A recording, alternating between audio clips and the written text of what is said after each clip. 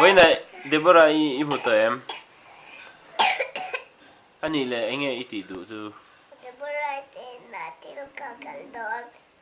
Tilka Khaldon á anh ấy là Hà Vong em đuột bông ai trồng luôn sẽ đâu đi ông đón em anh ấy ít chắc Mới ta còn đón Deborah lên mới ta còn đón nghe tiếng nghe anh đi pon lần cả lâu hi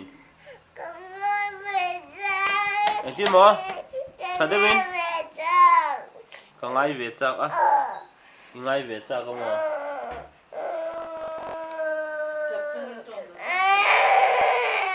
chập tỏ sự đấy